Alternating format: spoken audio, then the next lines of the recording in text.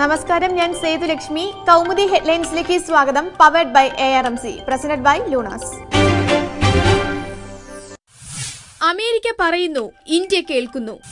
Republic ദിന സന്ദർശനത്തിൽ ഡൽഹി രാജ്പഥിന് മുകളിൽ വ്യോമഗതാഗതം നിരോധിച്ചു. രാജ്പഥിലെ 70 കെട്ടിടങ്ങൾ 2 ദിവസം മുൻപ് അടച്ചിടും.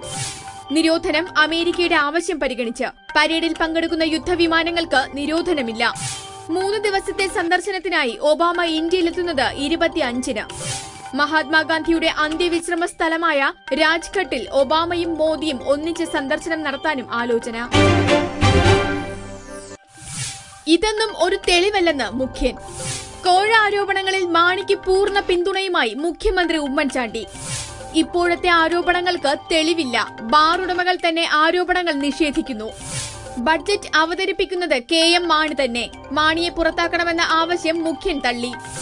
ജേക്കബ് തോമസിന്റെ പ്രമോഷൻ നടപടിക്രമം മാത്രം. ബാലകൃഷ്ണ പിള്ളയ്ക്കുള്ള മറുപടി 28-ന് ശേഷമെന്നും ഉമ്മൻചാണ്ടി.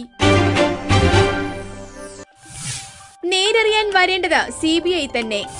ബാർ കോഴ ആരോപണത്തിൽ CBI അന്വേഷണം വേണമെന്ന് ബിജു രമേശ്. തെളിവുകൾ വിജിലൻസിന് നൽകാൻ ഭയം. CBI അന്വേഷണം ആവശ്യപ്പെട്ട് ഹൈക്കോടതിയെ സമീപിക്കും. ഇന്ന് വിജിലൻസിന് കൈമാറുന്നത് KM മാണിക്കെതിരായ തെളിവുകൾ മാത്രം. കൂടുതൽ തെളിവുകൾ കയ്യിലുണ്ട്. കൈമാറുന്നത് കേന്ദ്ര ഏജൻസിക്ക് മാത്രമെന്നും ബിജു. വാർത്തയുടെ കുതിപ്പിൽ ആവേശമായി സച്ചിൻ. കേരള കൗമുദി ഫ്ലാഷ് കുതിപ്പിന് ആവേശം പകരാൻ ക്രിക്കറ്റ് ഇതിഹാസം. തലസ്ഥാനത്ത് മൈ ഫ്ലാഷ് പ്രചരണ പദ്ധതിക്ക് തുടക്കം കുറിച്ച് സച്ചിൻ ടെണ്ടുൽക്കർ.